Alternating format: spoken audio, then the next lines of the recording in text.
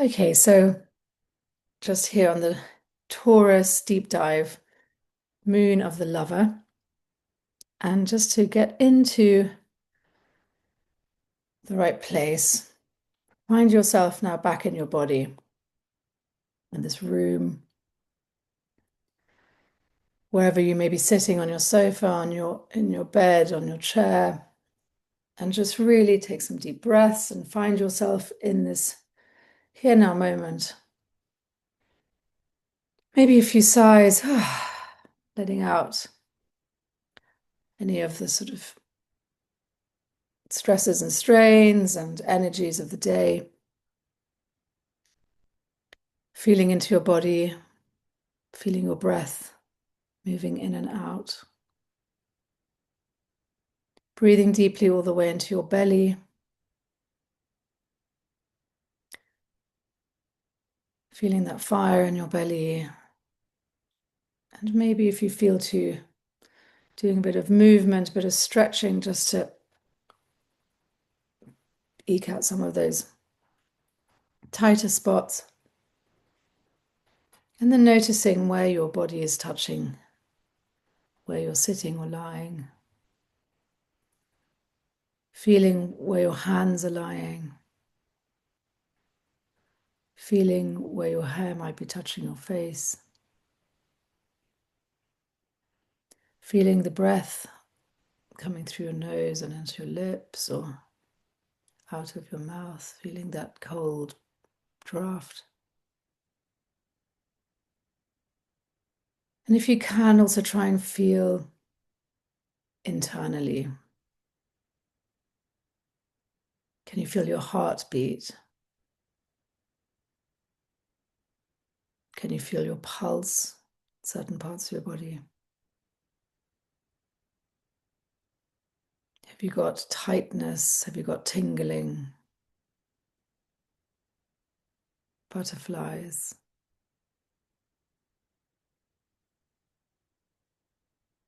Take a few more deep breaths and we'll find our way back into our belly, and from this place, shoot out, root down through the floor and into the earth, through the soil, spreading out in the soil, really anchoring you in the earth, reconnecting yourself to this planet, to your Mother Earth,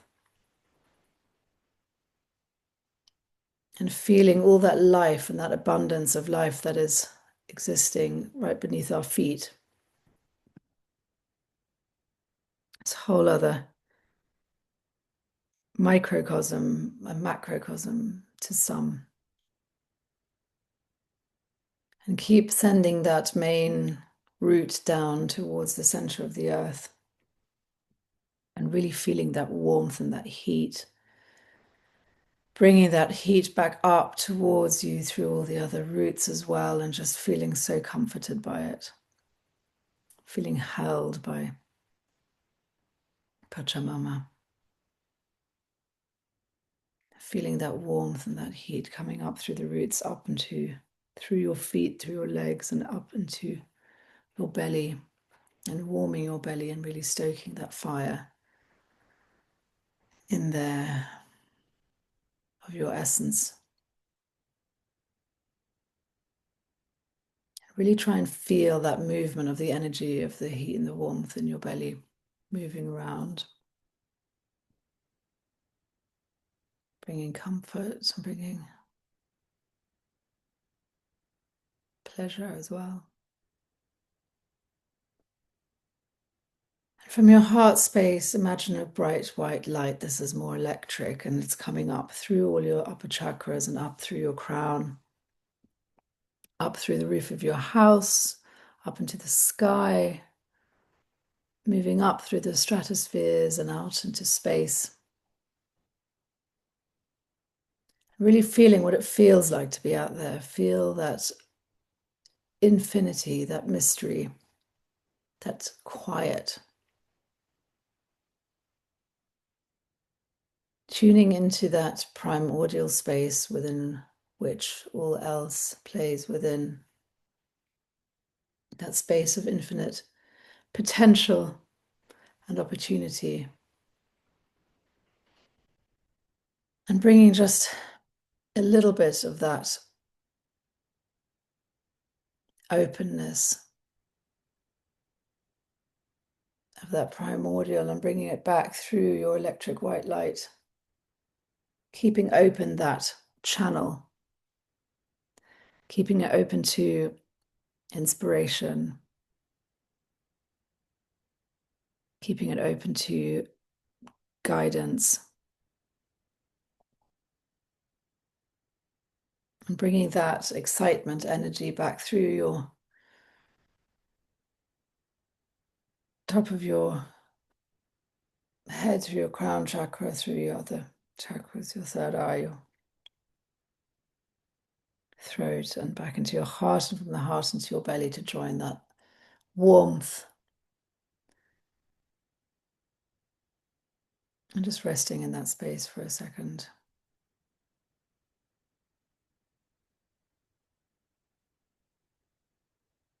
And now maybe putting your hands together and just rubbing your hands very gently and playing with your hands, playing with your fingers, and just becoming aware of your sense of touch.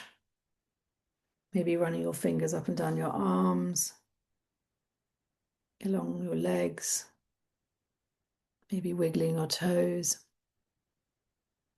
And just really feeling into your body, giving yourself a little sort of self-comfort and self-love, a little self-stroke. And just giving yourself that presence and that acknowledgement of your gratitude for taking care of yourself, turning up here, giving yourself this time. And then when you're ready, you slowly open your eyes again. Maybe have a little stretch again. If something feels tight, and then coming back to the here and now with our eyes open. So I'm just going to share my screen.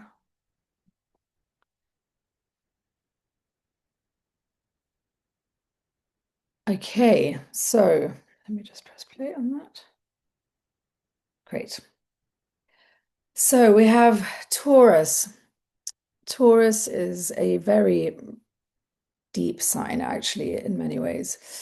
It's the second sign, and we've had Aries, and Aries is the beginning of the zodiac, and it's kind of like, boom, here I am. It's that birthing energy. It's sort of explosive. It's a fire sign, and it is, well, has got Mars at its as its planet. And so it's very much just sort of, you know, that amount of energy. It's like that quantum moment where a moment of creation, a quantum moment of creation. So it's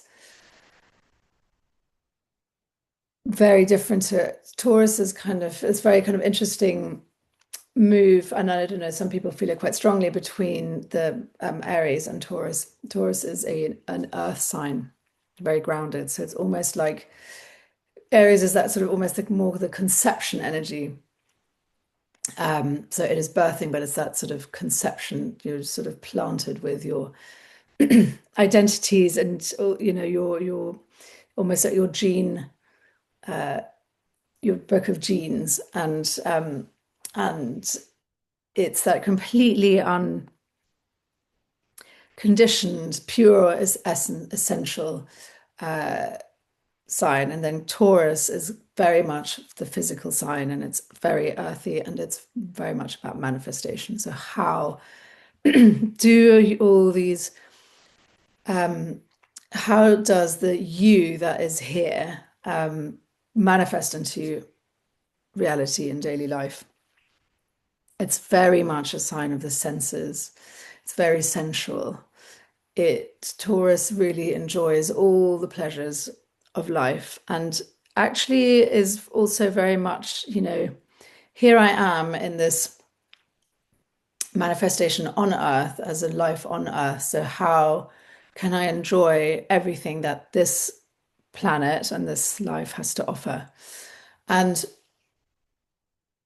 it has to do with a lot with self-worth. So it's also that kind of how do I bring this essence in and keep it strong in amongst all that goes on this, that everything that we're surrounded by. So how do you, how do you, in its best possible way, the sort of, it's a very solid sign, it's a sign of substance. Um, it's like, how do I land here and how do I stay here and how do I keep my strength and my focus and that almost that kind of rod of me-ness throughout everything that I do. So it's very much about values. And so in these values, it's a great time now because with self-worth, it's very much dependent on how much we're in alignment with our values.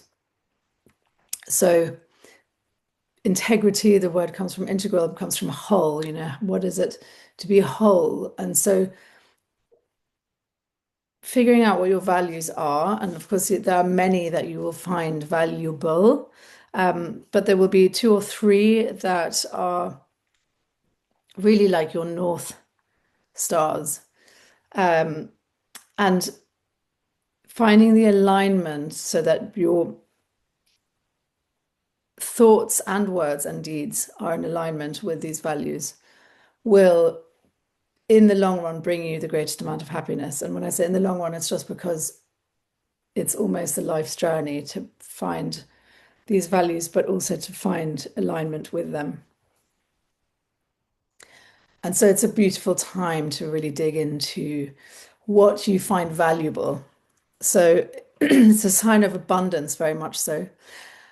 And the abundance comes, it's really about wealth as opposed to just monetary. So it's a great time for sure to look at your finances, for sure to look at money stories and what's in the way, to get yourself, Clem, you were saying that you wanted to get yourself, got that energy of getting yourself sorted. So it is a perfect time to kind of look at how do you how you manage your finances.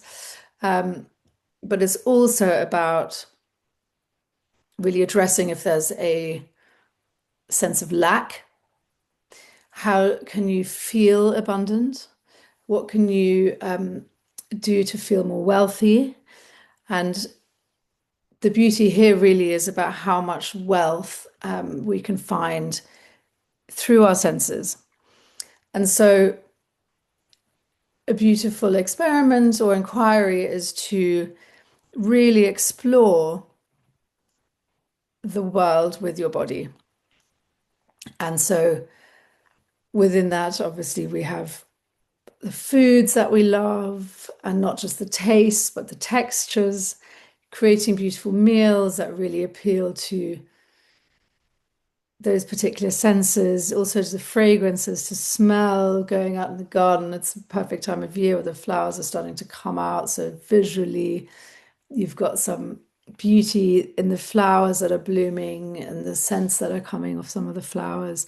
And so really exploring what scents you love, maybe creating, creating a perfume or a scent that's your own, your own creation. I think there's a few people that do that. Really having fun, like taking yourself on dates almost to explore your senses and explore what you love, what your body loves. Music through the ears, of course. The sound of the birds singing, the sound of the waves rushing. So many beautiful sounds that we are surrounded by, or that we want to seek out more to give us healing. Touch, very big one. So honoring your body with your own touch, but also your touch, your presence is a huge, huge part of this. What does your body love to do? It's not, is it running? Is it excitement? Is it dancing?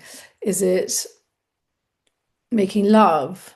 You know, are you giving enough time to self-love and self-pleasure? Have you explored, do you know what you really love? Is there something else that you can explore? Can you go more deeply into this? Do you carry shame around this? Is there something that you can do around opening up more towards to your body and allowing it to love the things it loves? There's obviously the sort of flip side to this is that we can go off into extremes of this. We can have too much food, we can have too much of this and that and the other. But this is really now about a state of honoring and really enjoying it because we're trying to find the value and the wealth of what we're surrounded by. And so anything that we do too much, we lose the value anyway because we're no longer really present to what we are doing. So if you eat too much, it's really probably to feel, to ground yourself emotionally, or there's sort of reactive things that we do to avoid or to ground. But so taking time to really eat very slowly or really enjoy a sip, so doing everything very mindfully, taking a bath, we were talking about earlier, creating almost a temple space for yourself where you have beautiful music playing and you have a beautiful candle going and the smells of your bath oils and maybe the bath salts, and really taking the time to make sure no one interrupts you and being in the bath and entering almost like in a temple space, almost undressing very mindfully and getting in the bath almost like you're getting into a sort of very sacred space, and taking the time to bless every part of your body. You can do this both by touching, but also mentally, really tuning into that part of your body and feeling whether you can, seeing whether you can feel your big toe and your toes and your feet and all these things. And as you're going through your body, doing it almost like a mindfulness meditation as you go through your body and really honoring and blessing every part of your body and giving it gratitude for the work that it does for you. And in doing so, also including the organs, and really taking time to do this for yourself and seeing if there's any resistance that comes up as well and honoring that. And in fact, also maybe coming up with some prayers where you feel resistance, or some intentions to where you do feel resistance, maybe or shame, or like you just can't quite fully give yourself that love. To find the intention, find the prayer, to ask to be able to heal yourself, to be able to heal any trauma around that, and to open yourself up to loving yourself completely, just as you are. We obviously, in part of the beauty myth, it's such a huge storyline in women's lives and all pervasive and very hard to avoid. And it's a real balancing act between doing those things that, let's say, gild the lily, as opposed to doing them out of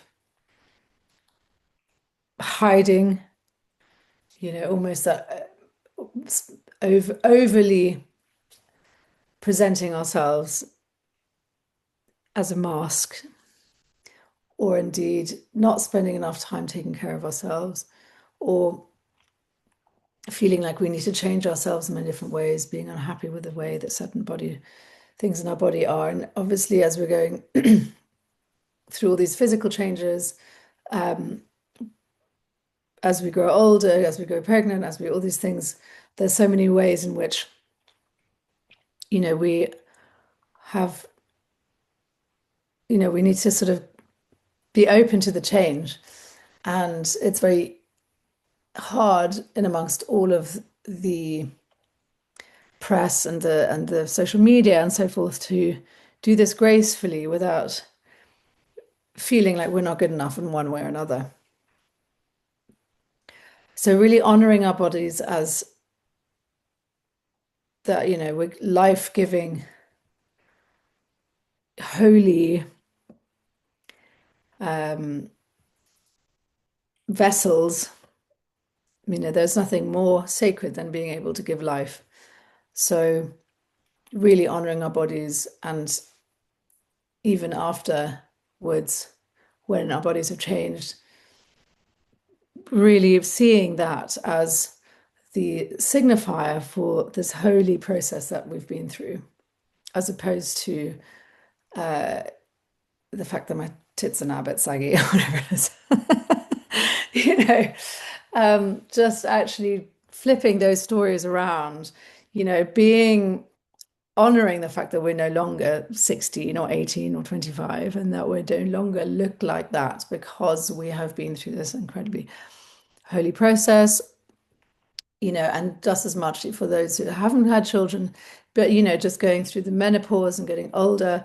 Just all of this, they're all beautiful processes that are part of life, and very much the process of going through our menopause is, in many cultures, exactly when we stop being part of this almost group field of a sort of job to do for humanity, to being allowed to be unique and an individual again. And so in actually releasing ourselves from our moon days, we are now free to be completely who we are without having the expectations of society, families, the gender in itself upon us. So incredibly freeing as well. So, as you'll see as well, the symbol of Taurus is this glyph circle with the horns. And now the horns the cow has been a very ancient symbol of fertility and love and family. And it actually goes back about 25, we've had as far back, you'll see I've got a few pictures, 25,000 years of having objects showing female goddesses with horns. And in fact, the Minoan, it was sort of the symbol of many female-led societies. It also represents the sickle moon, which is also the symbol of the priestess. So it is very much the sort of priestess, goddess symbol. The planet is Venus, the symbol of, planet of love, femininity. We've got the Empress. You'll see there, it's got the Venus symbol there. It's this woman who's just really, as we sort of said, in charge of her own life, right? We're not going to say perfect because that's a myth, but just someone who owns every part of herself. And it's not about being perfect, because no one knows what that means anyway, but it is really about having, done the work on yourself, or, you're in process, you've started, you're in the middle of it, there's never an end to it, but, you're there and you've got the courage to really dig deep and love all parts of yourself. And that's really the big thing, like if you look at this image here, this is a woman who loves all parts of herself, and she's shameless, right? So shameless should not be a negative word. Shameless should be a good word. Why? I mean, do men get called shameless? I don't think so. They get called ruthless. Women get called shameless if they're ruthless. So that shouldn't be a bad thing. We should just not worry about any of those things, as long as we are in good relationship and dialogue with ourselves. We've got to be our own best friend. We've got to be laugh with ourselves. We've got to be able to laugh with yourself. I've got to laugh with myself about the endless times the same old crap comes up again and again and again. And actually what changes about it is not that the behavior disappears, but it's the fact that I get less bothered by it. And I can laugh at myself and kind of go, here we go again.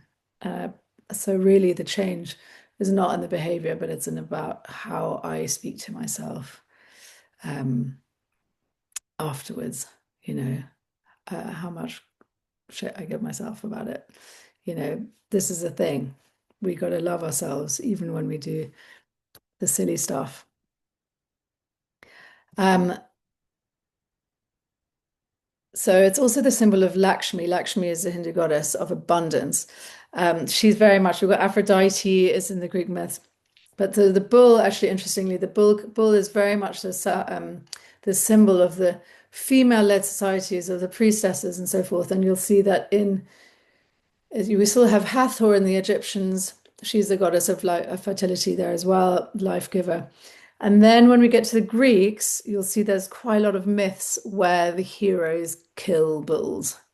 So you've got the Minotaur, and then you've got the bull that originally had Minotaur's mother had slept with. He was then killed by oh, what's he called? Does all this anyway? Blah blah. But I don't know all this. But anyway, so there's a lot of myths in the Greece where they kill the bulls, and so this is sort of symbol of the patriarchy starting the patriarchy. But you know what I mean? It's just that where the storylines change more towards being more male focused.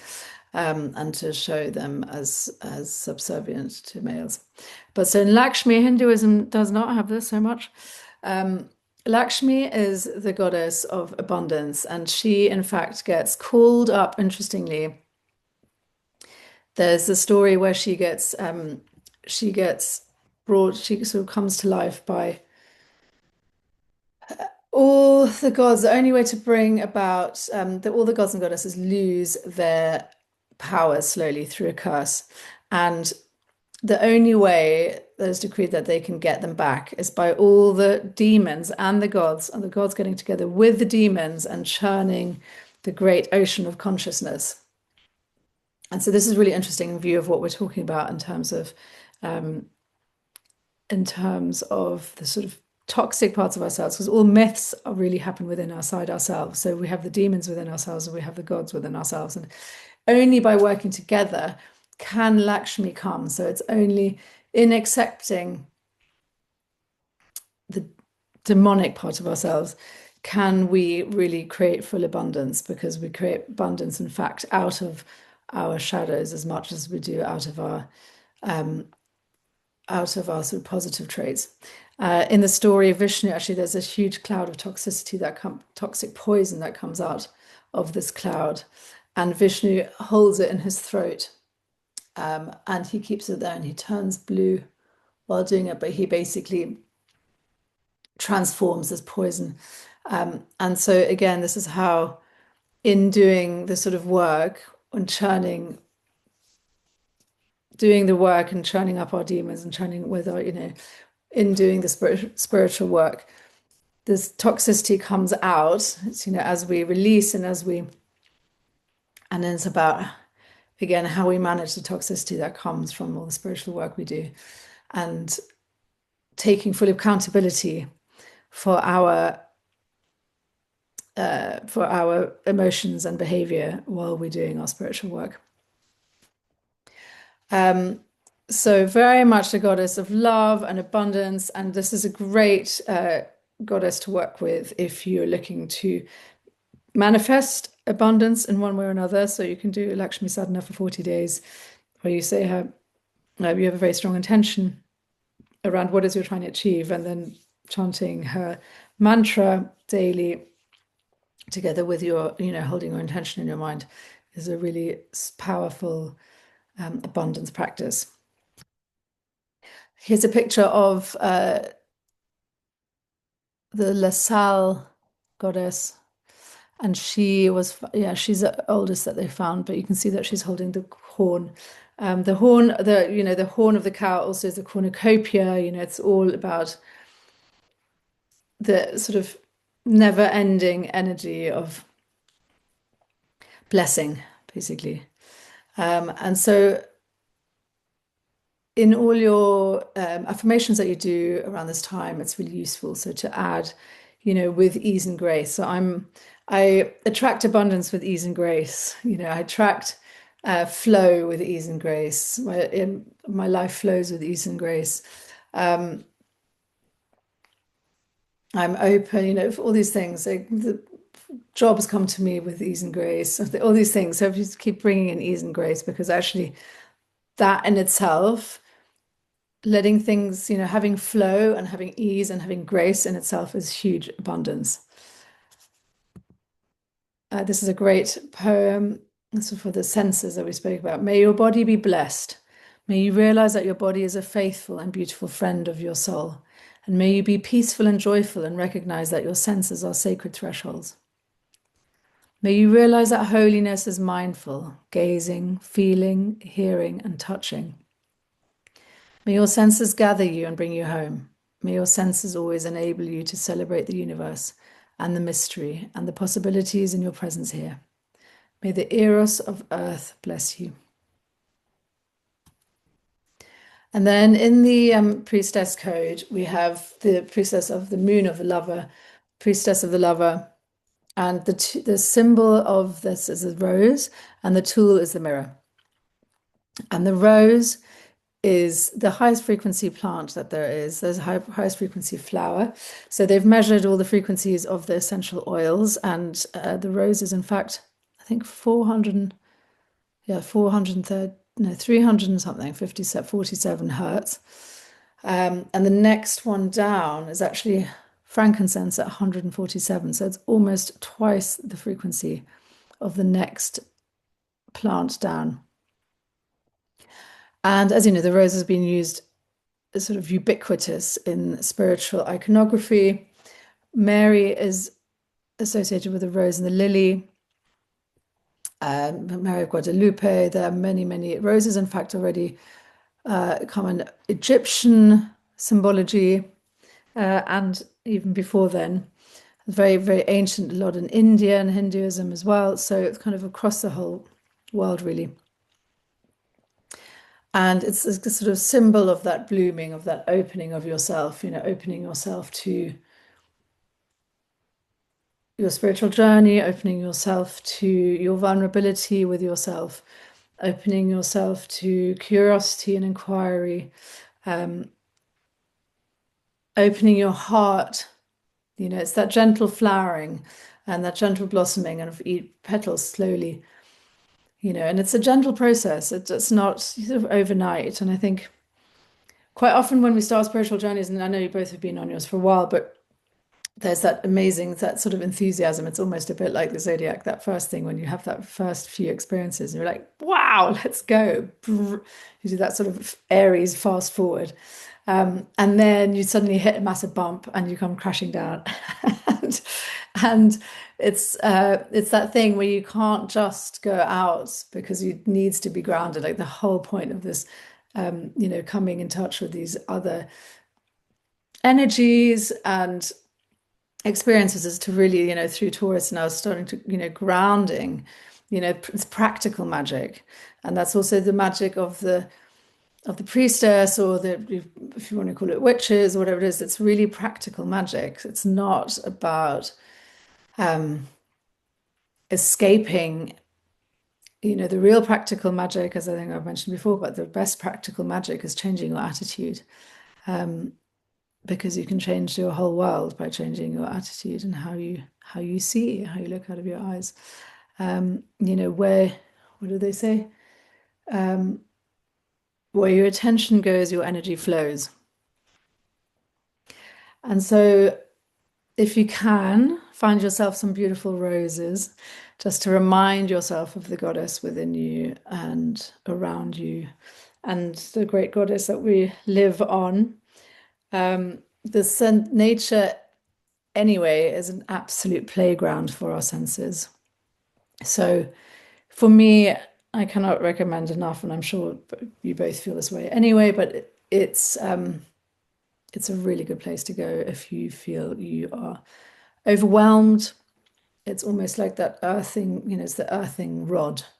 Getting your bare feet on the ground, feeling the grass beneath your feet, listening to the birds, feeling the breeze on your face, feeling the water on your skin it is in perfect union with our bodies. It's a playground and it's a beautiful, it's so important just to remember how much beauty and how much luxury and how much abundance is literally at our fingertips. It's also a beautiful way to remember the system as it is when it is left untouched, and seeing, that nature knows and nature takes care of itself, and nothing is the same, and yet everything is in balance. Not one single blade of grass looks like another blade of grass, or is exactly like another blade of grass. And so we are part of that system, and it gives us a trust and knowledge that we can relax into the fact that there's a greater intelligence, that we don't need to know everything, and we also don't need to always be in charge of everything, or in control, or in understanding. And finally, we've got the mirror. And that's a great one. The mirror is a really beautiful tool to work with this month, because self-love, one of the hardest things is to look in the mirror free and, really look ourselves in the mirror for a long time. And they say it's best to look into your left eye, which I guess, yeah, looking into your left eye in the mirror. It's a sort of doorway to your soul, apparently. So doing mirror work, if you have a candle and a mirror, if you can put a candle, it's a candle meditation. If you can look at yourself in the mirror with just a candle to light you, it's quite extraordinary, really. You can end up seeing all sorts of different faces within your face, ancestral faces, past life faces, all these kind of things. But also just to really be with yourself and have that courage to really look at yourself and to really see what comes up for you, or whether you're even able to hold your gaze. It's a beautiful meditation to really release a lot of things. A lot of shame can be as well. A lot of tears can come up. So it's a very gentle way of having, being with yourself and letting and processing things that may come up. And, just letting things be what they are and accepting them. The other interesting thing we can do, I think we won't do it tonight, but is the mirror of relationships. That's another really important one. We're surrounded by people that reflect us back to ourselves. And if you've heard of any of the work around relationship mirroring, it's really asking yourself. So there was one exercise that you can do, which is to think of 3 people that are very close to you. Then start with one person and then write down 10 things, kind of don't think about it at all. Just write down 10 things you really love about them, and then 10 things that really annoy you about them. And you can do that with all 3 people. And then in each one, you circle the 3 things that most like about them and the most annoy you. And you do that for all the 3 people. And then you look at where you do that, where you have those traits, both positive and negative, also in your life, because it's quite a good way of finding blind spots. So really enjoy this month. Really get down into your values. Figure them out before you try and do any abundance work or intentions. The combination of your values and awareness around your money stories is really powerful before creating a strong, almost smart goal intention for yourself to work with in a sort of longer sadhana for abundance. And that's something that I can offer independently, but we won't do here. But I think that for now, just really enjoy life and remember how much luxury you have at your fingertips that is free. So coming back, What we'll do now is do a visualization. And so just, if you haven't already, maybe close your eyes if that feels comfortable, or just keep your eyes gently open if that feels better. Take a few deep breaths and just let all that information land without thinking about it. And find your way back into your body.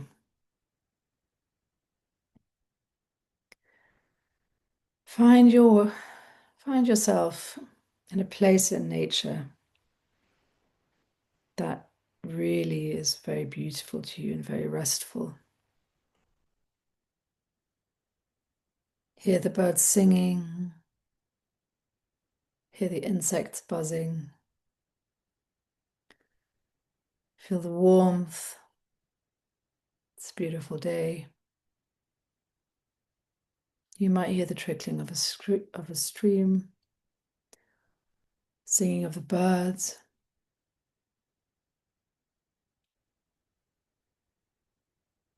As you get up from where you are, you start walking into a beautiful field of high wildflowers. And as you walk through it, little butterflies float up from the cornflowers and the poppies. You feel the sun on your skin, this soft breeze in your face. You keep walking through this field. Then you come to the edge of a beautiful forest.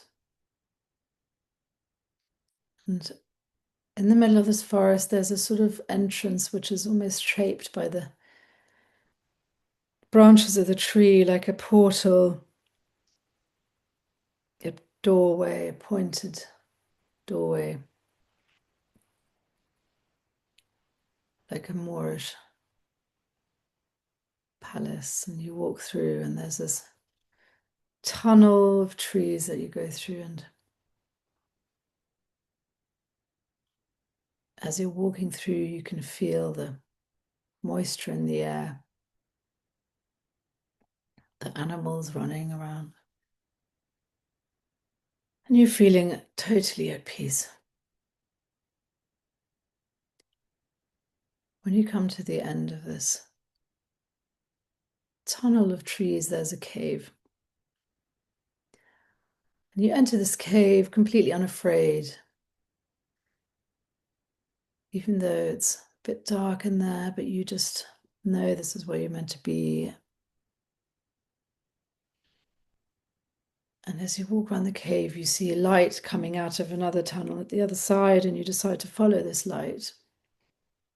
It's not daylight, it's a flickering light of a fire. You follow the steps going down in this tunnel in the cave. And you're feeling your hands along the walls, they feel damp and a little wet and dripping.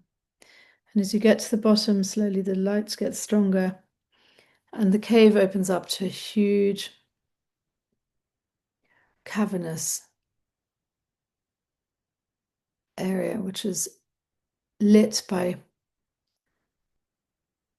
huge lanterns all the way around it. And in the middle of it, you see there's a raised area with a golden bath. Out of the shadows come two priestesses. They're beautifully dressed in floating garments, beautiful headpieces. Their energy is very calm, quiet, but profound. They welcome you, and each one takes your hand and guides you slowly up this golden staircase towards the bath.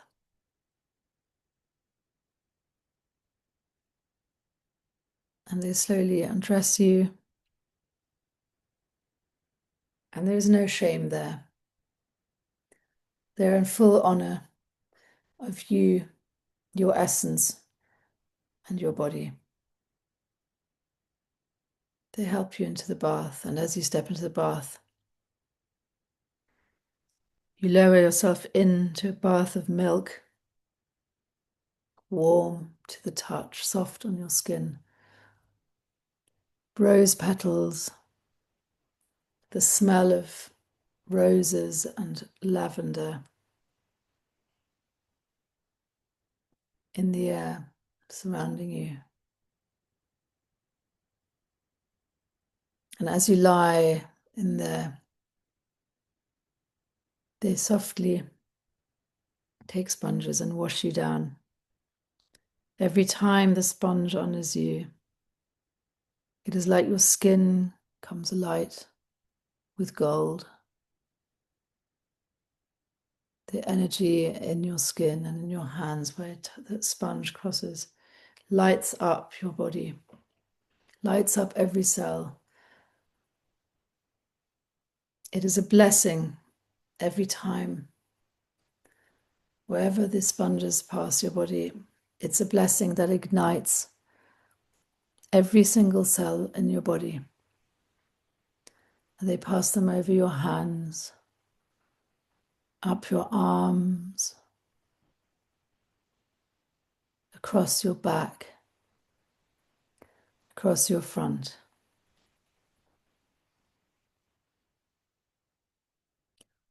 Across your feet, waking up your calves and your knees, waking up your thighs, waking up your groin, your belly, your breasts, waking up your face, your neck, your hair, waking up your eyes, waking up your voice, waking up your heart, waking up your organs, your sexual organs, waking up your courage, waking up your commitment, waking up your generosity, waking up your love, waking up your love, waking up your love, slowly washing away any resistance, washing away any resentment, washing away the feeling of not being good enough, washing away not knowing, washing away the need to be better, washing away the need to be more, washing away the need to be different.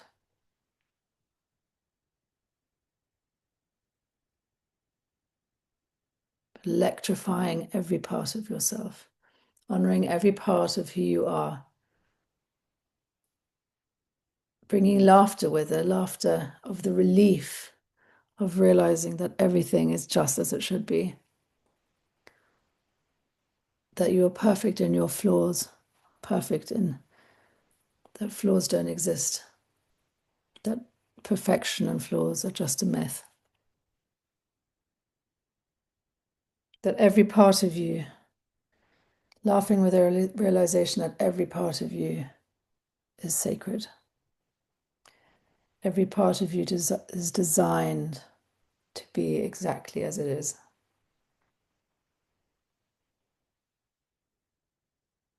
You're flooded with feelings of relief, feelings of joy, feelings of ecstasy, feelings of excitement, feelings of freedom.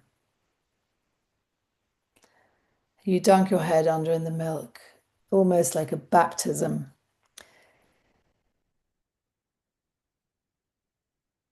Into this new, or in fact, old, ancient, refound love that has existed all along. Baptizing yourself back into who you are fully, full love of yourself.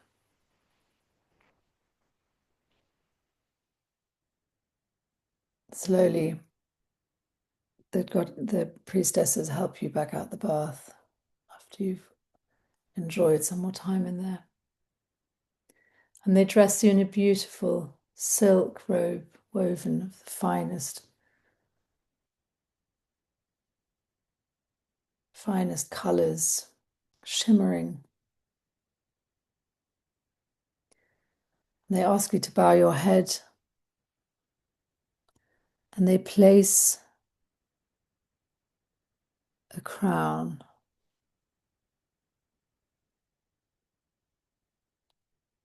gently on your head.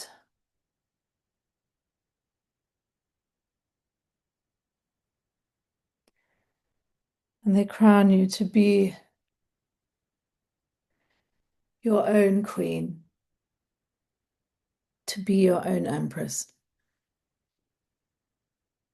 to follow only your heart and your deepest intuition, giving you the courage to step up to the power and responsibility, but also the deep knowing and groundedness that comes that you are unanswerable to anyone other than yourself. And they lead you back down the stairs.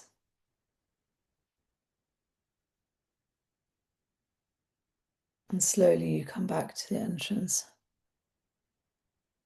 You make your way back up, feeling equally elated and anchored.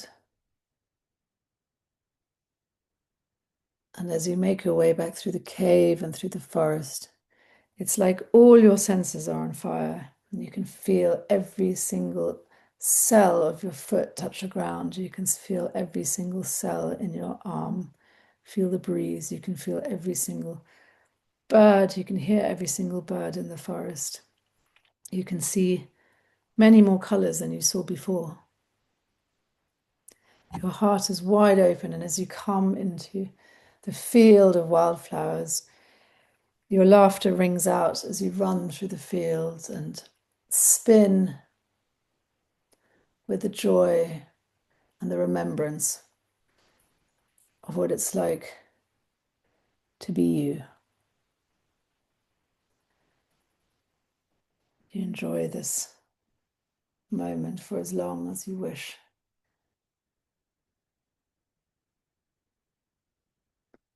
Knowing that you can always come back to this remembrance of this moment whenever you feel pulled away from your center.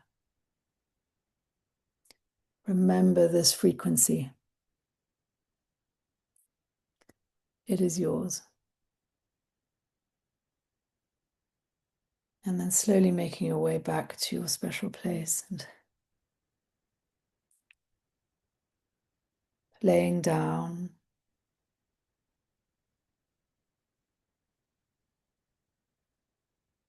enjoying a bit more time,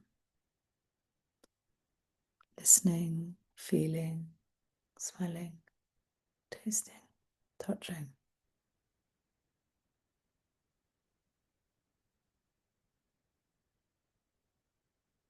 Being so grateful for all that there is.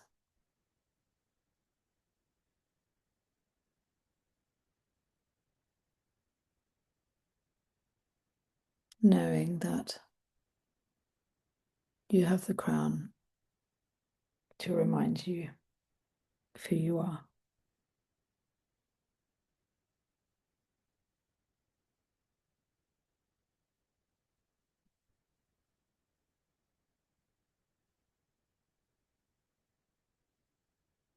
And when you How ready you feel to coming back to the now moment in this room, this body, this place. Taking a few deep breaths. Stretching if needed, shaking yourself out a bit.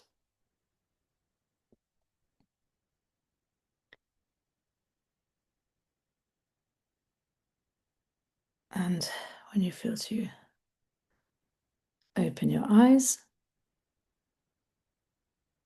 and I'll just stop the recording now.